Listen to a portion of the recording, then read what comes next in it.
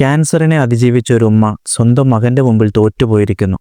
എന്തിനാണ് ലോകത്തുള്ള മറ്റു സ്ത്രീകളെക്കാൾ നമ്മുടെ സ്വന്തം ഉമ്മക്ക് നമ്മൾ പ്രാധാന്യം നൽകുന്നത്?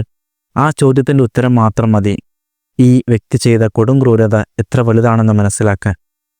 ഇതിന് അവനെ മാത്രം കുറ്റം പറയേണ്ട ഒരു ആവശ്യവുമില്ല. ഒരുപാട് ആളുകൾ ഇതിൽ കുറ്റക്കാരാണ്.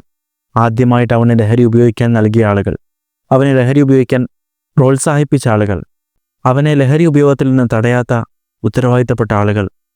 അങ്ങനെ നോക്കുമ്പോൾ ഈ ലിസ്റ്റ് വളരെ നീളുന്നു. ഇനി വരുന്നൊരു സമൂഹമെങ്കിലും ലഹരിയിൽ നിന്ന് വിട്ടുനിൽക്കുന്നൊരു സമൂഹമാക്കി മാറ്റാൻ നമ്മൾ പ്രയത്നിക്കേണ്ടതുണ്ട്. സ്കൂളുകളിലെ മൂത്രപ്പുരകളാണ് ഇന്ന് ഏറ്റവും വലിയ ലഹരി മാർക്കറ്റുകൾ. ഫ്രീ ആയിട്ട് സ്വന്തം കൂടെ പഠിക്കുന്ന ആളുകൾക്ക് അവർ ലഹരി പ്രൊമോട്ട് ചെയ്തു കൊടുക്കുകയാണ്. നമ്മൾ ഇറങ്ങണം ഇനി ലഹരിയില്ലാത്തൊരു സമൂഹത്തെ നമ്മുടെ വരും തലമുറയാക്കി മാറ്റിക്കൊണ്ടുവരാൻ. ബോധവൽക്കരണം തുടങ്ങേണ്ടത് 7ാം ക്ലാസ്സിൽ നിന്നും 5ാം ക്ലാസ്സിൽ നിന്നുമാണ്, അല്ലാതെ വളർന്നു വലുതായി അവർ വലിയ ലഹരിക്ക് അടിമയായതിനു ശേഷമല്ല.